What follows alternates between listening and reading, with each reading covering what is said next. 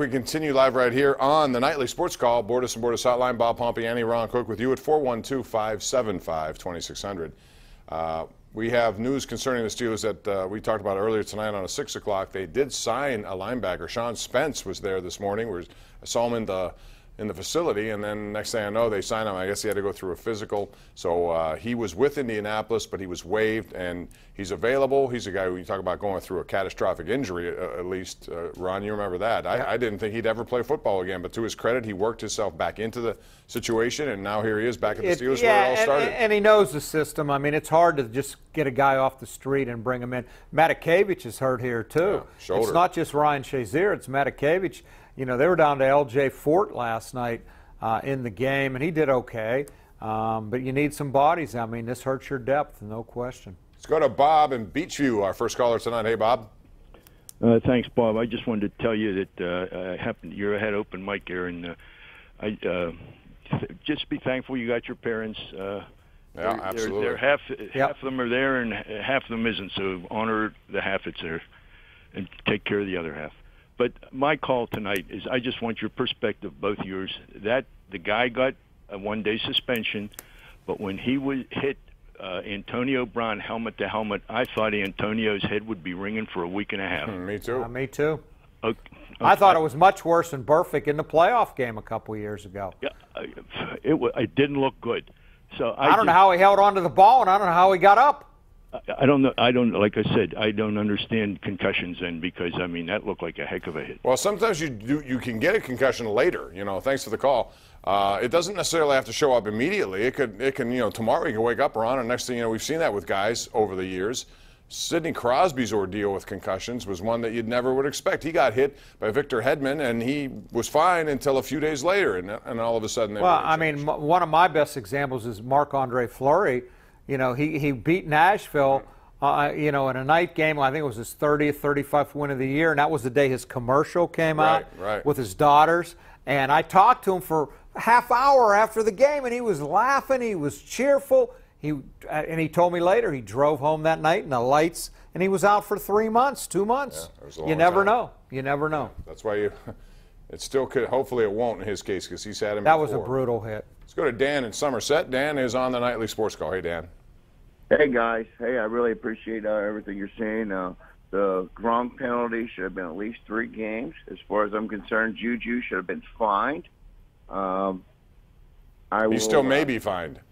And Antonio Brown says he'll pay it. I hope he does, because he took a man hit right there. And but, as far as the Pittsburgh Penguins and Jari, I'll be at my 31st arena. Hopefully Fleury's playing, but I heard he took a puck to the head in practice, and he might not be playing. Yeah, I know. I saw that. He was back taking pucks today, and then next thing I know, they say he may be out for a little bit. I didn't understand what was going on there, but hopefully Boy, he's got to be wondering about his future, doesn't he? He's got a young family with young daughters, and this is he's had a history of these concussions, and his don't last a week. I mean, they last weeks and months. He's already been out how long? Almost since a month, like October 13th. He started the season, and then all of a sudden they've run through 5 different goaltenders. And he made another point I wanted to talk about. What was his other point about? He thought Juju should have been just fined. He will be fined. Gronk should have got 3 I want to games. ask you, because you were there.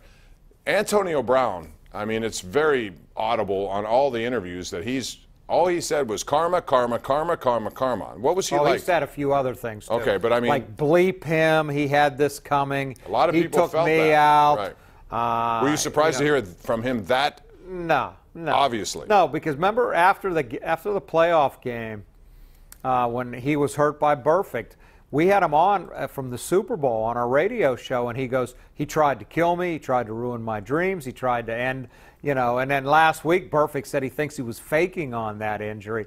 Those are 2 guys that don't like each other. I think Antonio was genuinely thrilled that Burfict was hurt, and I hate to, I'm not defending Burfict, but I don't want to see anyone hurt. No, I don't either. It's a brutal game they play, though. But he has doled out those sorts of hits for a long period of time. $300,000 in career fines. That tells you all you need to know. Let's go to the Twitter bag. Gary Neal says, all the incidents last night have overshadowed how poorly this team played prior to the Shazier hit and, of course, after. Why does this team have such trouble with motivation and consistency? Well, Gary, I'll say they overcame a 17-point deficit all the stuff that went on last night, that's, to me, that was a great coaching job. There were adjustments involved there. He had to make a choice between Sensabaugh and Sutton. He went with a rookie.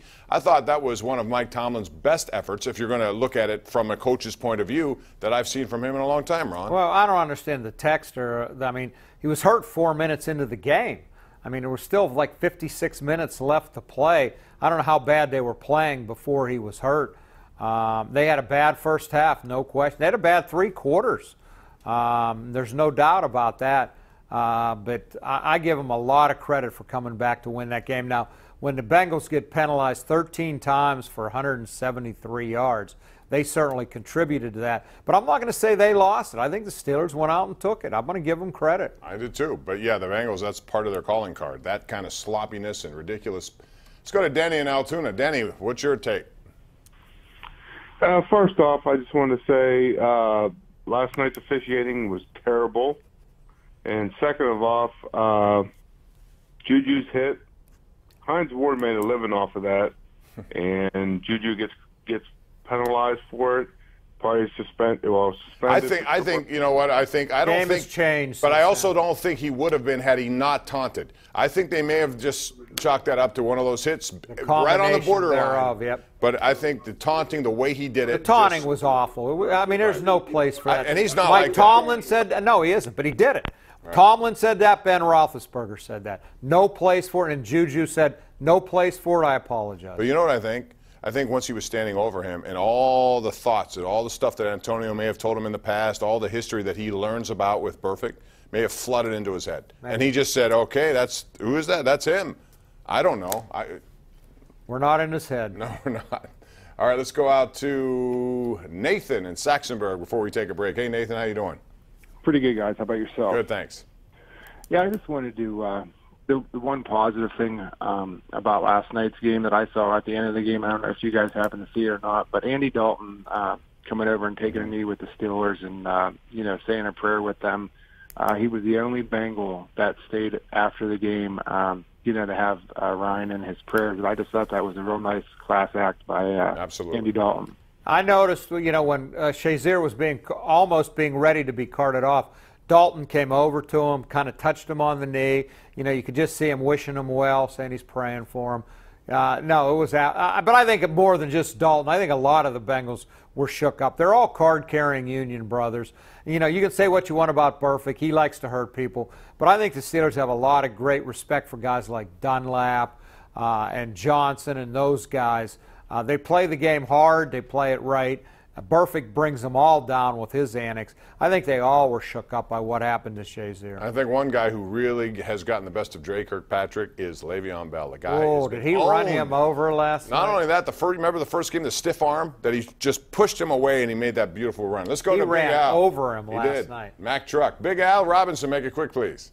Hey, Bob, I listened to the national radio today, and I want to know your pick on it. They were blasting Tomlin today on national radio, Mad Dog and all them, and they said that with all the talent that he has, 3 for sure Hall of Famers, 3 or 4 All-Pro guys, they beat 4 teams that are totally inferior, like Cleveland, Cincinnati, and them.